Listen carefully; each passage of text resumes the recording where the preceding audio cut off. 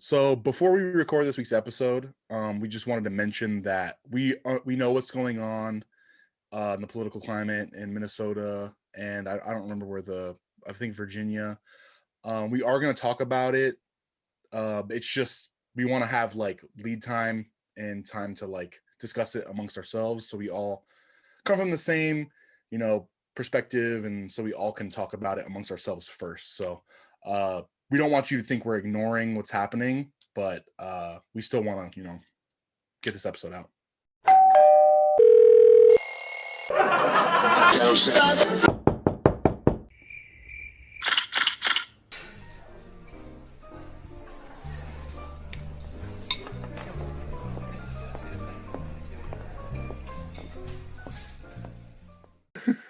Hey, you know what we did forget at the beginning of the episode? To intro the Oh my episode. God. Welcome to Indistinct Chatter. My name is Griffin.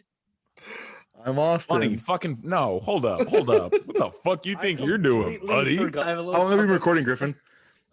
We have been recording 35 minutes. This is our That's intro. fucking hilarious. That's not bad. Welcome to Yo. Indistinct Chatter. I'm Tanner. I'm Austin. He's gonna do this again. All right, Tanner, you know what to do. Welcome to Indistinct Chatter. I'm Tanner. I'm Austin. That's Griffin. And I'm Vlad. Let's get started. What a week it's been. Like, Yeah. A lot's happened. I'm looking over because I wrote some stuff down. DMX is no longer with us. Prince Philip passed away. I, much like other people unrelated to both of those things, just was recently reading like yesterday about the Macaulay Culkin Brenda Song thing. Dude, Like, yeah. What? Out of left field. Dude, last I saw, she was married to Miley Cyrus's older brother. They were married. And like, yeah, Miley as has far an as older brother? Yeah, his name's Trace, I think.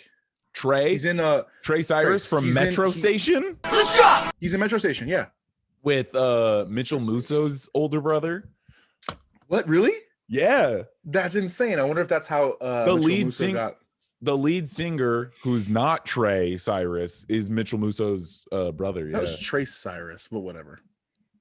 What? That was Trace Cyrus. No, I think it's Nathan Musso Trey. and Trace Science. Or, Trace. Trey Science. You can help stop COVID-19 by participating in contact tracing. Trey None of us Science. know. rules.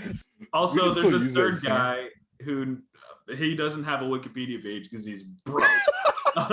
His name's Spencer Stefan or Stefan. So shout out Spencer. I don't know who any of these people are, but good for Shout out to them. Metro Station for their one song. Were they shake, shake, shake, shake, it. I was reading something today that was saying like taxes are basically a yearly subscription to the country you're living in, And That's that- so good. and that childhood is just a free subscription, Yeah. like the free it's trial. That's your It's trial. your free trial. Shit, I got to do my taxes. Hey, They you got extended money, them- man. They extended them till Well, June. it's extended, right? 'Cause of June. COVID. Hell yeah. I thought they only extended them to May 15th. Is that just my state problem? I Either thought it way, was as long as it's not tomorrow. Um, Yeah, you're chilling for a little bit. Another thing I was going to briefly touch on is by the time this episode comes out, which this will be episode 8, it'll be Austin's birthday. So at this point, happy belated birthday, Austin. Blow up Also, the real comment quick, section. Yo, hit my Venmo to buy me a drink. happy belated 420 to all my stoners out there. How's it going? Congrats. Yeah, on the rule book. Y'all Shout out made it to anyone that can get that reference. y'all they made it another year. That's fantastic. Good for them. Something I was going to bring up that I mentioned last week that hopefully is like still in the episode. I broke my chair. Like, Nice. leaning back, so I have no back on my chair right now. I'm sitting on a back. Vlad's that's on a swivel armless. stool. I'm basically on a. I'm not going to be able to hear you guys for a second.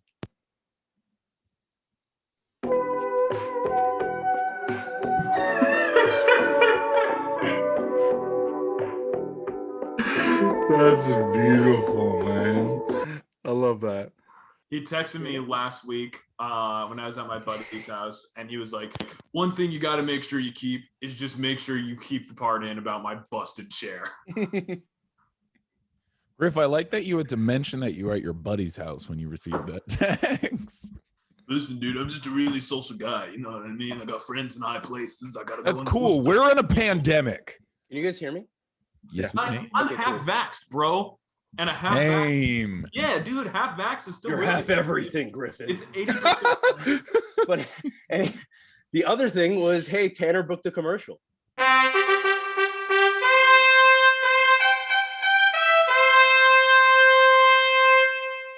Oh I yeah, don't know if you did. want to talk about that. I feel like Give we it up for the should, but boy. it's your call. That was the last thing I wanted to touch on before. we did it. We made it, guys. We did it, guys. Tanner, you're taking us all out of the hood. I got y'all. Oh no, I'm gonna have that survivor's remorse from booking a underwear commercial. Yeah. So I booked a honestly, that'd be really cool if by the time this episode airs, it's out. Okay, I have a question. Were there Yeah. zombies? What was happening? There's a You can clip tell where us you're about like, what actually happened. there's like you're like throwing something.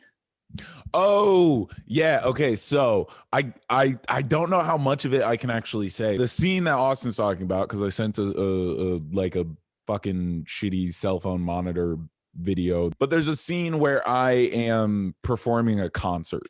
Oh, okay. So you're throwing like your undies into the crowd.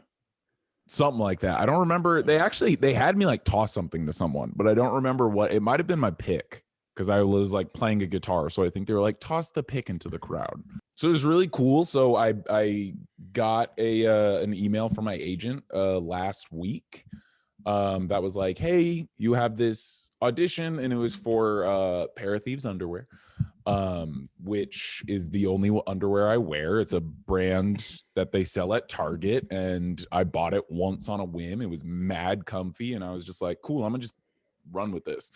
And I actually said that in my audition, but I'll get to that. But yeah, so I got an email from my agent about it last week. I was like, oh, hell yeah, like I'm gonna jump on that.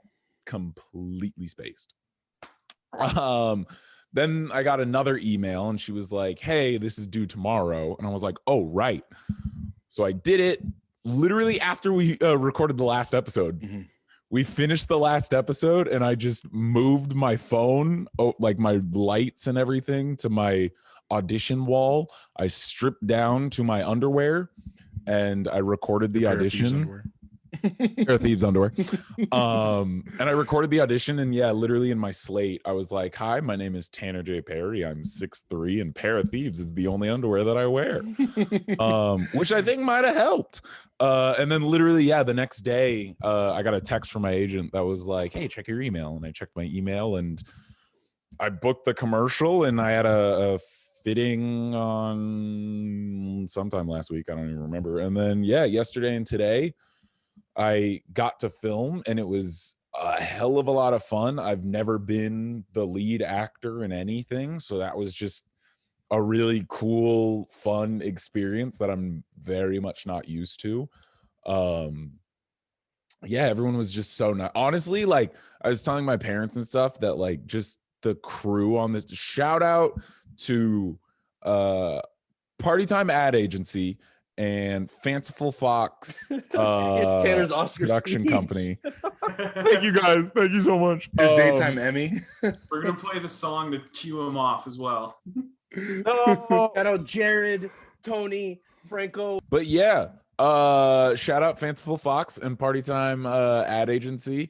No, it was just a fucking fuck ton of fun. Like that's really all I can say on it. There's Like, people who are actors for their whole careers, and they get into commercials, and they never do film or TV because they just enjoy commercials so much.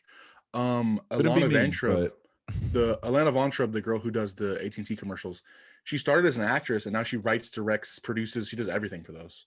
Yep. Mhm.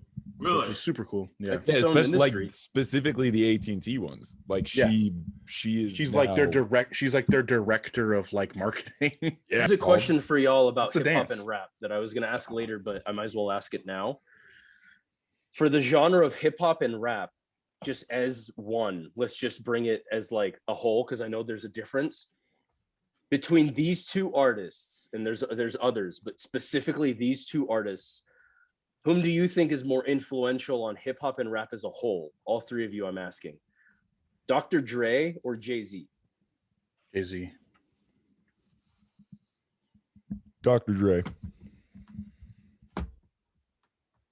100% Dr. Dre. Griffin? That's tough. Right? I was thinking about it because Dre, I think, set up what hip hop and rap, specifically what rap was. And I feel like Jay-Z pushed specifically what hip hop is now. But I think both are so integral to both crossing genres. So And again, there's a difference. my argument with that is, well, not argument against that. My reasoning for my reason, Dre literally started a genre of rap. Dr. Dre literally started, like, obviously Like him gangsta with rap, everyone, West but Coast gangsta rap. Yeah. Right. Jay-Z, while he's obviously one of the best MCs to ever walk the earth, Yeah. he didn't. I feel like his impact came from him alone. Like, people are like, oh, Jay-Z, but Dre created gangsta rap. Like, that's the thing. Yeah. But Like, did you argue that Jay created cocaine rap? My thing with Jay-Z is it's Def Jam and Rockefeller. It's Cameron, Beanie, DMX, Rough Riders, like all that. Like, Def Jam was put on the map by Jay-Z, and then he made Rockefeller, and then it's like Kanye, who's like, we wouldn't know who he is if it wasn't for Jay-Z, and like, Yeah. who's been more influential. but then you also got to look at Death Row. Or And more NWA. importantly, Yeah. the entire West Coast is Yeah, based on definitely. Dre. Yeah. Yeah. The entire, And then- like, Jay-Z has New You say the same York, thing and that's for- about it. And because of the Yeah. West Coast, that also created Dallas and like all of Texas's sound as well, because they were very closely linked. More or less, I mean, because Chicago's part of the Midwest. Although Chicago does have more East Coast influences. Absolutely, yeah. Yeah. But no, I would argue That's a Dre hard. That's because that's something we could do a 2-hour-long episode of it, and we probably We wouldn't truly come to a could. I consensus. genuinely can't answer that because I'm really sitting here thinking about it. The reason Like, the reason I would say Jay-Z is because of his introduction of Cameron, Kanye, like all these dudes who are like in the pantheon, and obviously Dre's done the same thing. But I think the problem with West Coast rap is it's sounds like, and it gets caught in a bubble. Whereas Sure. when you go back, when you could go back and listen to the Black Album, and it doesn't sound like 2002. When did the Black Album come out? It doesn't sound like that. 2001. Griff's on it. It doesn't. You know what I mean? Like, if you listen to, like, I don't know if Daz Dillinger, or like if you listen to like Ice Cube, like that sounds like it was made in somebody's house in LA in 1992. The Explosive Like, album came out in it's 01. so like, you know. Yeah. The way I see it, Iconic. I think again, like Griff's saying, it's both, because I pitched the question, but I still think there's no answer necessarily. I think Dr. Dre started the genre. I think he placed the needle on the map, and I think Jay-Z pushed it to where it is now. Well, the thing I'll also say when it comes to Austin's point of like who he brought on, I feel like Jay-Z stopped doing that. Like, Jay-Z definitely. stopped putting people on. But He dude, just focused Rihanna's like the second No, I greatest know selling that, artist of all but time. Dre is still doing that shit. Like, him and Yeah, that's Anderson true. .Paak, like, he's true. still Yeah. Dre is still very Dre's much, a because huge also A&R. is also Dre's a fucking producer. Jay is not. Like, that's the True. thing. Dr. Dre, not only is he a fucking incredible rapper who started gangster rap, has discovered all these artists, but he's also one of the best producers to ever live. And he was genre bending too. He's done stuff. He also became all a sorts of billionaire genres. before Jay-Z. He created, I mean, I don't I think that did has he? anything to do with anything. Yeah. When he think sold I don't think- beats, I think sold his he company made a for billion. but he didn't. I think the become a company. billionaire. Yeah, I don't think he's ever technically become a billionaire. Jay-Z's made $1 billion. I Here's the think thing, right? Dr. Dre brought Eminem into rap, so Dr. Dre's king because Eminem's king. Boom. Because White's at the No, top, man. I'm sorry. I had to White's make an at the Eminem top. joke. Eminem's not that great. Basically, the conversation I wanted to bring to the table today, or the topic rather, is something that we touched on in episode 3, in the first like 15 minutes of that episode. And it's the concept of letting artists make art, and how specifically in the film industry, Tanner brings it up in episode 3, like sometimes there's studio interference because of the pursuit of money over storytelling. Tanner, I think to quote you, Sometimes there is a very, the quote is so it's quote, there's a very, very thin but also very, very big line between art and business, end quote. That's something that you say in episode 3, and I wanted to touch on again with y'all. Yeah, I mean, that was the first time I've ever been quoted, and God, what a fucking quote. So I'm a huge football fan, and I say this a lot when it comes to football. You have to let football people make football decisions, and that's good. Great teams, great sports teams let the people who are the sports people make the sports decisions. So like the Dallas Cowboys, they used to be good, right? That's because Jerry Jones used to be a good football mind. Football's changed, and they haven't had any success since the late 90s because he has too big of an ego to let go and let football people make football decisions. The game is entirely different. Like those concepts from the 90s don't apply anymore, right? And it's the same thing. Like that's why you see great teams like the Green Bay Packers. Like the Green Bay Packers are owned by the fans. They literally, every fan who is a season ticket holder owns a portion of the team. And because of that, the owners don't get any say in what football decisions are made. So the football decisions are made by people who are football minds. And it's the same thing with, same thing with movies. It's like, you can't let people who aren't artists dictate what goes on in the cutting room. Like, you know what I mean? And like the edit and the VFX and shit like that. Like, I get that you want to make money, and like the whole point of making movies is to make money. The whole point of making TV shows is to make money, but you hire artists who are there to make art, and then you step all over their toes, and then you get Justice League 2017. So that's a good example. You could have had Justice League 2020 or 2021. Well, that's a very like specific example, and I do have some other movies I wanted to like briefly mention, but that brings up a great thing that we all can talk on, and I know Tanner has a lot to say on it too, being the one that's deeper in the industry. Like, it's a very double-edged sword, because yes, studios, like Tanner's mentioned in episode 3, like the whole intention is to make money, and artists, sometimes they sell out, right? Sometimes they do like an ad, or they do like they conform to what the studio may want because they know it'll sell. An artist, the goal, right, is to make money doing your art. It's to live off of your dream, off your passion, make the content that you want, but also you want to make money. You're not just, like the Joker says, I quote him all the time, I'm sorry, like if you're good at something, never do it for free. You're good at something, never do it for free. And I guarantee that didn't even show up because my lens is so close. You're just really right, good. Like you're just literally white. Overexposed and out of focus. And that's another Joker quote, which I actually flipped for the title of episode 3. Tanner, what was that? That was so scary when you went dark. Holy shit! Hell? That's terrifying. Holy crap!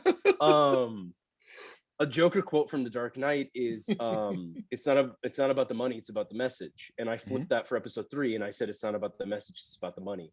And I think yes, it's about both with the industry. Sometimes I think you can do both and have it. Is that the title of episode 3? Yeah. Nice. Which is funny because actually me saying it is cut from the episode, and I only know that because it's not even there. I listened to the whole episode today in preparation for this conversation because I didn't want to misquote us. And I noticed that. I was like, oh, I don't even say it in the episode. But and isn't it funny that I get shit on for doing research ahead of time? Well, what my research was just making sure that I didn't misquote specifically us. Yeah, like, he doesn't have a fucking PowerPoint in front of him. I didn't want to misquote. Bitch. Well, you literally had a PowerPoint.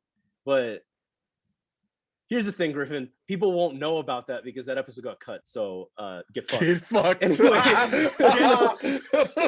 You fucking loser. He muted himself. Hey, yo, this guy muted himself. I knew he was about to argue. Griff, you can unmute yourself. Oh no, he's typing in the chat. He literally was gaslighting me, typing in the bitch. chat. Fuck you, fuck you, fuck you. But sometimes it's sometimes you have the artists make art and it's successful financially. And it doesn't happen all the time. It's a very fine line when it comes to that. But like some examples of where, and again, we don't know all the facts. We're not the people who worked on these movies. We don't know what happened in the editing, cutting room floor. There's so much that goes into making these pieces of art, and they all are still justified for existing. But you have situations where like there's Suicide Squad, right? Suicide Squad and the theatrical release of Justice League, and what seems to be the studio interference from Warner Brothers, as opposed to, yes, it only happened because of everything that happened with Zack Snyder. Yeah, it's a little bit weird than that. And there was very like, there's personal reasons for what happened, but then you have the success of Zack Snyder's Justice League. And what seemed to be, at the end of the day, an artist making art. And yeah, there's so many details, especially financially, to the way that his film and his vision was funded. But other examples, specifically talking the comic book genre, you look at how Spider-Man has been handled as a character, with the rights, and the way that Sony is so money hungry that they don't want to just let the character be told in the most honest light because of that. Granted, Spider-Man Into the Spider-Verse is probably my favorite Spider-Man movie, and that's all Sony. But basically the root of why I wanted to bring this conversation to the table was the Netflix information that released this past week, that now they have distribution rights from 2022 on for Sony movies, where they can stream movies like that. So is it all Sony movies or just Spider-Man? Because I just read Spider-Man. Oh, okay, Sony cool. movies, yeah. So just like how Warner Brothers is releasing things on HBO Max, Netflix is now going to be releasing Sony pictures. The caveat to that is Spider-Man as a character, not from No Way Home, which comes out at the end of this year, so that will be on Disney Plus. But any Spider-Man movie that comes out post No Way Home, so 2022 on, is going to be on Netflix. And I got super angry, and I didn't know all of the details, because what I thought I was reading was that Sony, for some reason I thought this, and I don't know how my brain thought it like worked this way. I thought Sony sold the rights of the character of Spider-Man to Netflix. And I literally was like, that's the dumbest thing I've ever heard. Why didn't they give it to Disney? Just let Spider-Man go home. That makes our conversation about the situation make a lot more sense. Yeah. I was like, Sony did what? Like, I was like, Kevin Feige is literally the god of Marvel. You what? You what? You What'd you do to what? my Spider-Man? What'd you do to my Spider? Like, I was literally like, just give it to Disney. Stop being idiots. Yeah, I like, get it stop that you're money fucking hungry. around. But then you have other examples like Deadpool, right? They just let Deadpool be honest, and it was an artist making art, and that movie was like, it's regarded as one of the most accurate comic book movies. You get Joker, which isn't accurate necessarily, but it's damn good, and it's honest to the story it wanted to tell.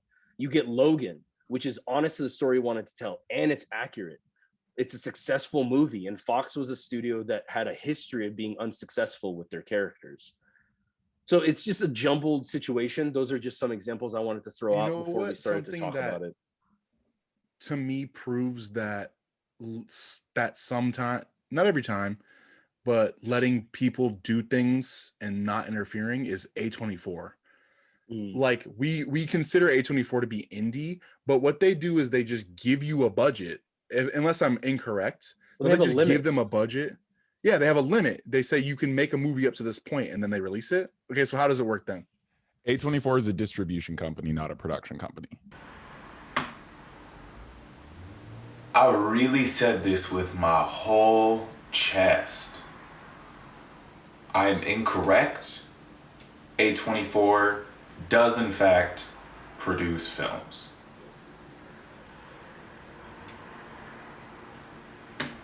So who they does the don't production? actually Is it- make anything. They just Oh, like buy you- movies that are made. Again, incorrect. But I thought they had budgets. I thought they gave people budgets to make movies. Not did they A24, no. Isn't that Blumhouse? Oh. Blumhouse is the gives one that people they have a budgets. 5 Well, million. Blumhouse limit, does right? that, but So the way mainly horror. the way that Blumhouse works, which is just they just make horror stuff. Well, actually, so Nari, sorry, no. They Sorry. mostly make horror stuff, but occasionally they'll venture out. But it's still mostly horror based. Like the only two things I can think of that were not straight up horror related was, Hunters, which is a show on Amazon, which is a Jordan Peele show, and it's about hunting Nazis, and Black Klansman, which is also Jordan Peele. Pretty much, it seems that fucking amazing. That Blumhouse will only do horror unless they're working with Jordan Peele, and then they'll do whatever. Who's a great horror director? Oh yeah, no, but so Blumhouse. So what they do is they don't make a movie over 5 million, and the way that they do that. So maybe I had A24 and Blumhouse mixed up. The way that they probably Makes sense. The way that they do that is they don't pay anyone above the line, like more than the union requirements. So like a lot of times you'll get an actor who will have like a fucking $1 million, fee. Like that's just how much they get paid to make movies. But if they're doing a Blumhouse, they agree to do it lower, and what they actually do is a back end deal. They get a back. So they're like, cool, we'll pay you the 10K or 100K that it'll cost to shoot for the whole time, and then we'll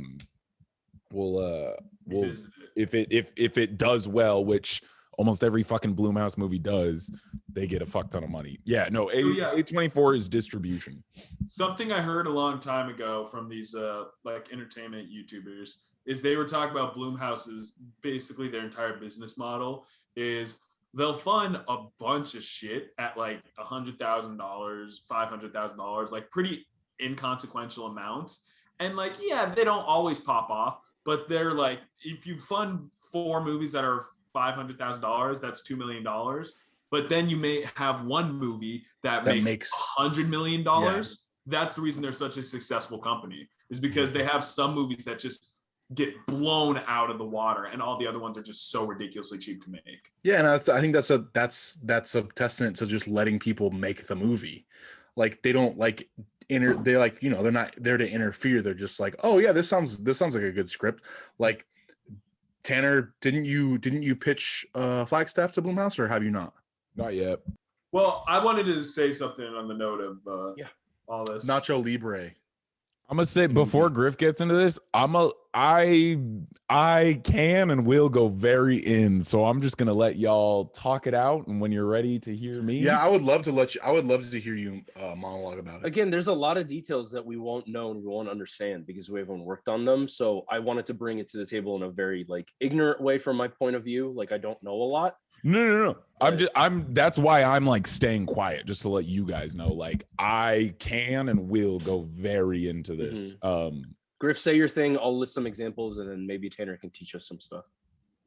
So my whole thing on the note of business and art clashing with each other, it's a realization I've had with so many things in the last year, and I'm sure we're increasingly realizing it now that we're, I guess, young adults in our early 20s.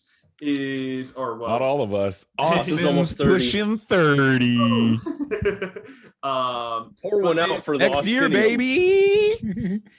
But like, I'll think about all kinds of things where, like, say I'll be talking to my mom about like, oh, don't taxes suck? And she's like, yeah, but you have to. And it's like, no, you don't. We told ourselves that we have to, right?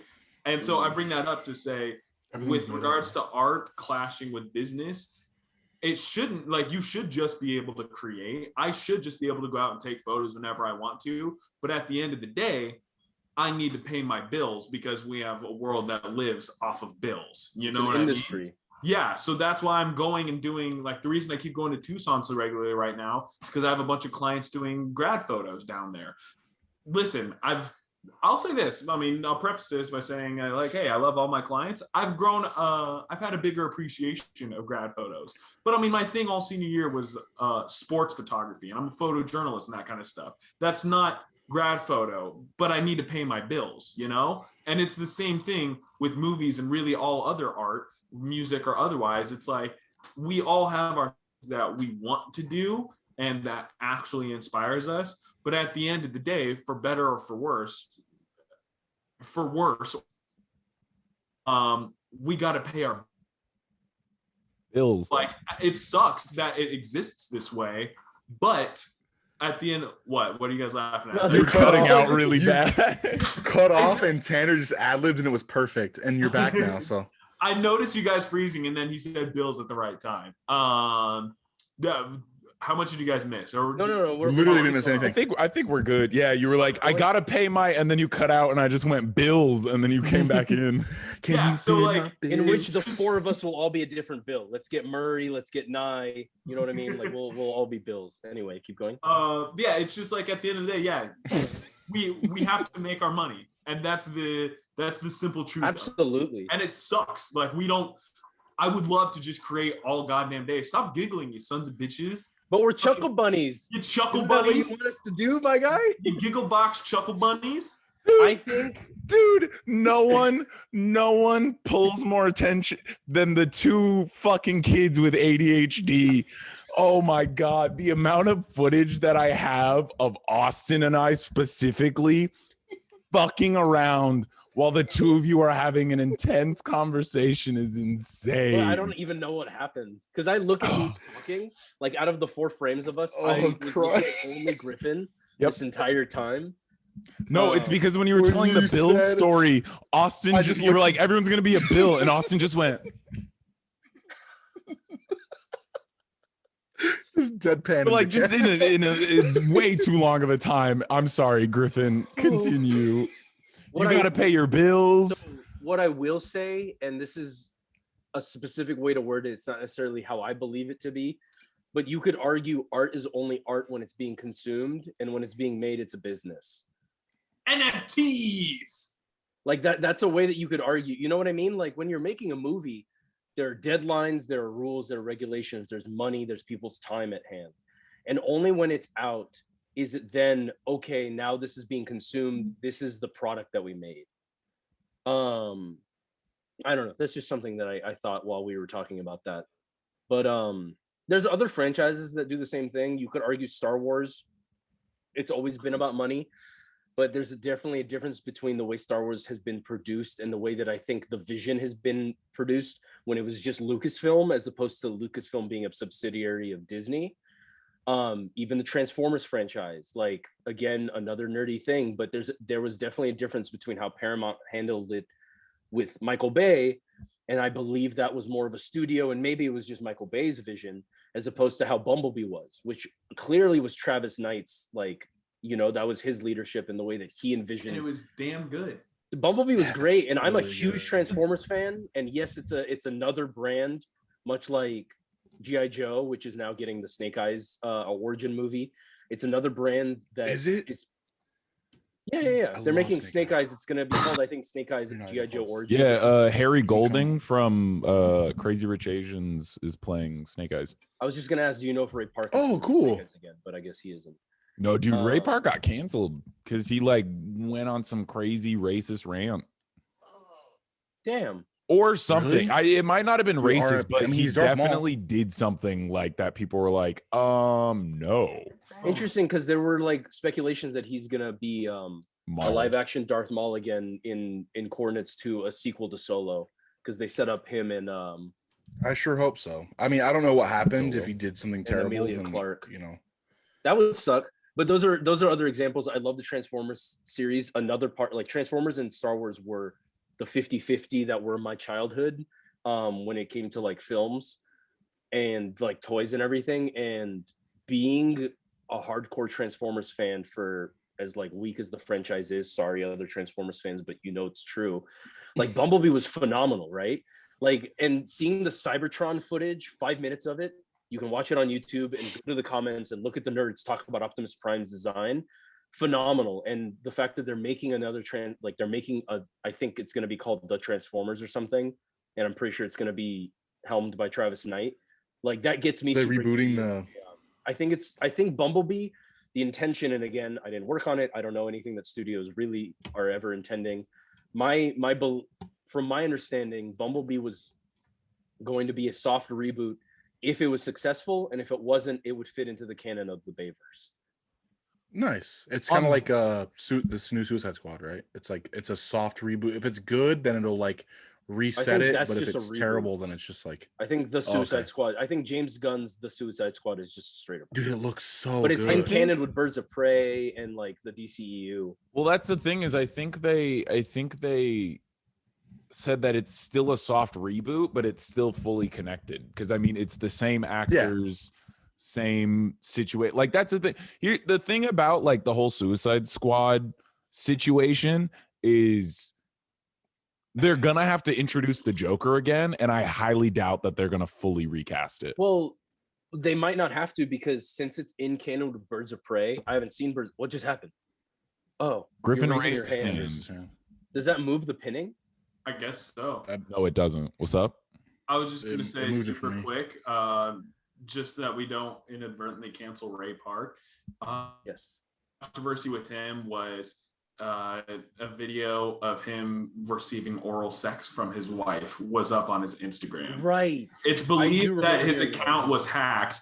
This was back in July 20. All right, well, shout out to Darth Maul, Ray Park, you rule. dudes rock. Cancel you. Dudes rock, man. Congratulations, you have your uncanceled card. Hold on to it wisely, Ray, until we come for you. Yeah. But we stand Ray Park in this house. He Sorry. actually he has a double wielded uncancel card. yeah, he has two. Do you he guys has two remember- cancel cards. Do you guys remember how you felt when you first saw the double saber on No. screen? We were one. No, because we were fucking children, Austin. we didn't see it on screen. Oh, The first Star Wars movie I saw in the cinema was Revenge of the Sith, which is my Same. favorite. Which is my favorite one. But talking real quick, sorry It's to the best finish off the Suicide Squad thing. I don't think it's the best one. I think the best Star Wars movie. This is Empire again Strikes another Back. pretentious way that I talk about stuff. There's a difference between the best movie that is in the Star Wars And the one universe you and like the best most. Star Wars movie. I think the best Star Wars movie is Empire Strikes Back. I think the best movie that has a Star Wars label is Rogue One. Just like how I think the best Marvel movie is Infinity War, but I think the best movie in the MCU is Winter Soldier.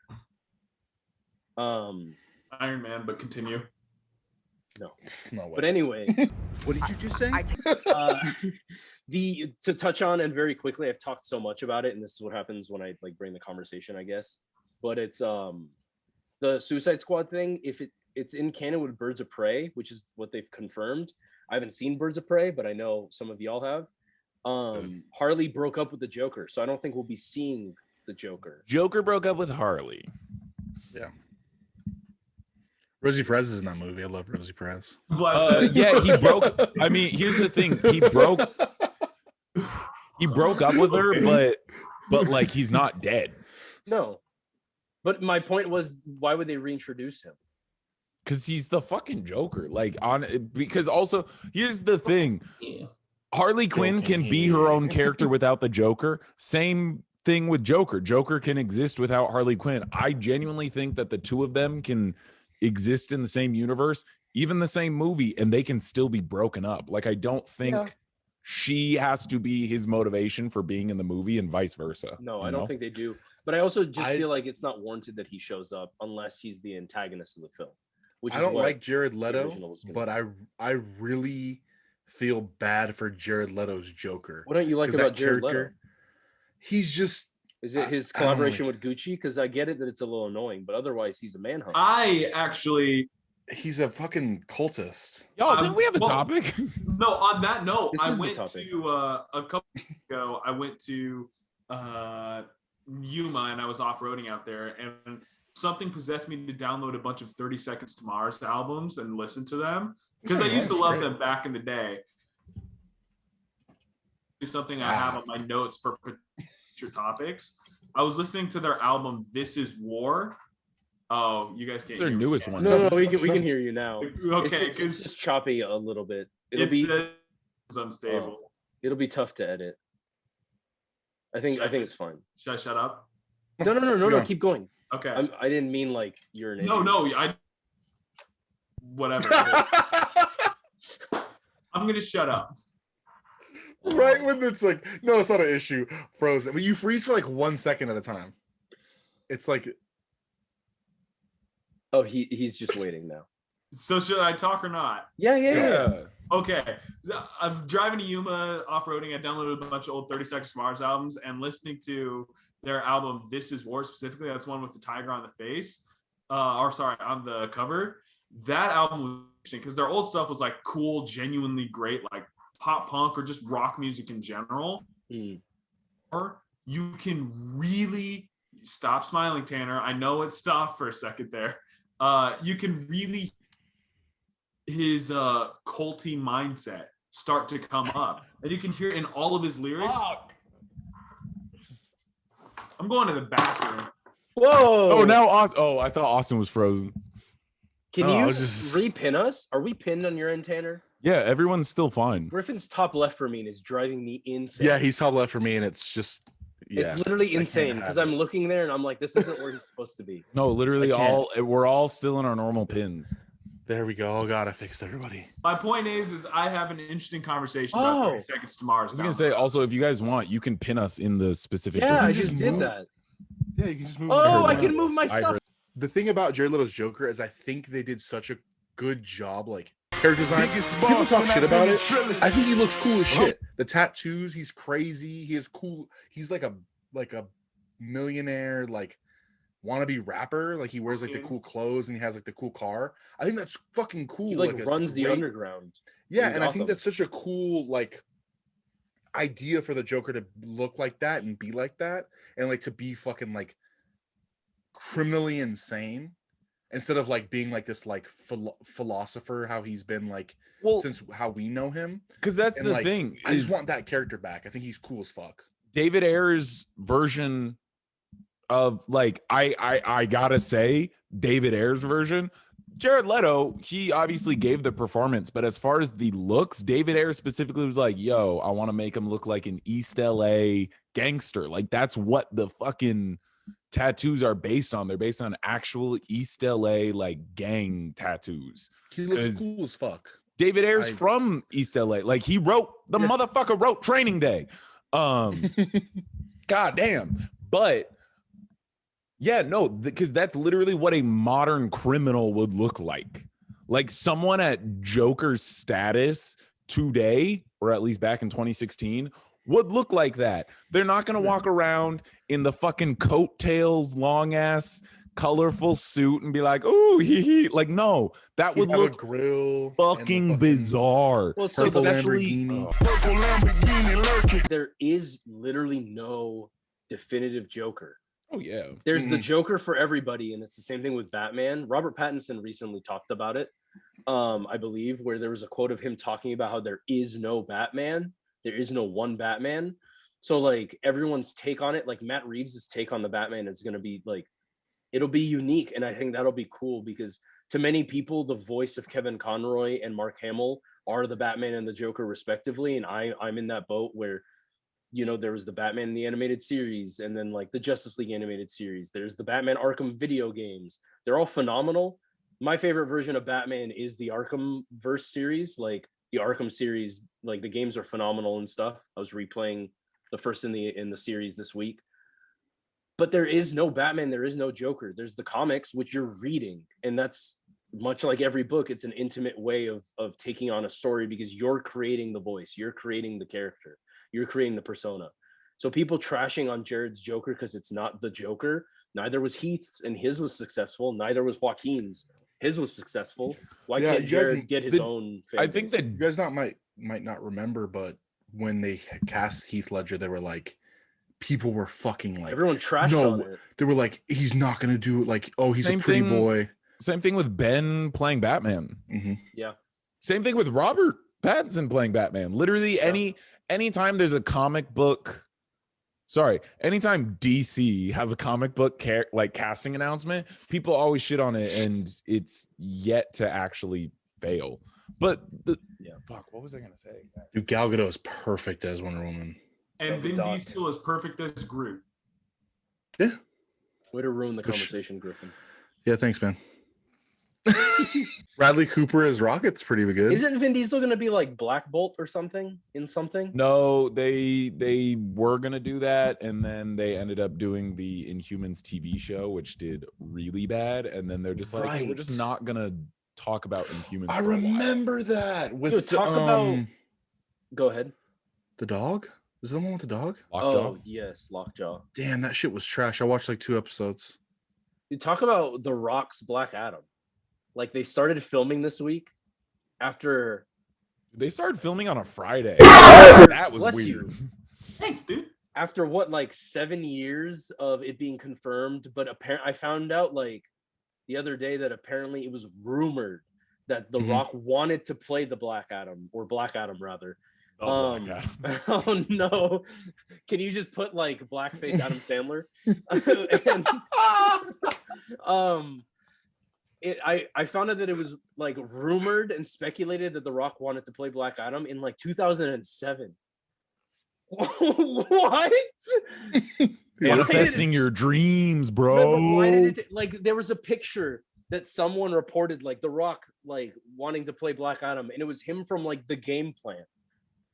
Like that's a completely different guy. That's the Pebble or whatever. Then there was The Rock, and now Black Adam's gonna be the Mountain. Like the size that he's put on in the last like. Dude, his legs. Here's the thing about that enormous. though. You gotta remember that LeBron James was confirmed for Space Jam 2 in 2013. Wow. That shit's coming out this year. And Like, it was rumored before that. Wasn't it rumored for like a good 5 years? dude, it before was that? rumored since he was a rookie. Like literally he was on his Cleveland. rookie year, they were like, if they're gonna remake Space Jam, it's either gonna be him or Kobe or Blake Griffin. Y'all remember him? Definitely. Like singing like some country song. You know what I mean? we'll show one on our know, break, or you know the maybe thing. not. You know what we're talking about? I just swiped away something that CNN reported on the Olympics. I'll read on this while Tanner, if you want to talk about that. Like, what do you think about? There's obviously a lot more that goes into it. It is a business, so it's not as simple as let artists make art, which is something I say very often to y'all outside this show. But to start my point, because get ready, y'all. you get 5 minutes. No, That honestly, that's enough. I mean, I could go on for much longer, but I could get it done in 5. So to start my point, to go against Vlad, something you said was that it's not art until it's viewed. I agree. Arguably, it's not something I believe in. I just wanted to preface that. Well, on that, I agree and disagree. I think when it starts, depending on what the project or what the thing is, when it starts, it's art. So the script, I think a script is art. Everything in between the script and the editing room, that is business. Fully 100%. Because that's when you're dealing with the money. Once you're in the editing room, obviously you're paying people hourly to edit it and the VFX and all of that stuff, depending on what the project is. But it's not as much of a business as literally, once a script is done, it gets broken down as a dollar sign. Like that's literally how the industry works. It's like, cool, you sold your script. Now we're going to turn it into a dollar sign. And we're going to tell you exactly how much it costs to make this movie. And how much to do all this stuff. Oh, this is going to be all over the place. What about an actor's contribution though? Like if an actor comes on set and they've done their work for their character and they're getting emotional on set and they're delivering the lines and everything. Yeah, they're still there for the job. But isn't there an art to their purpose? Hot take. I don't think acting is an art. How?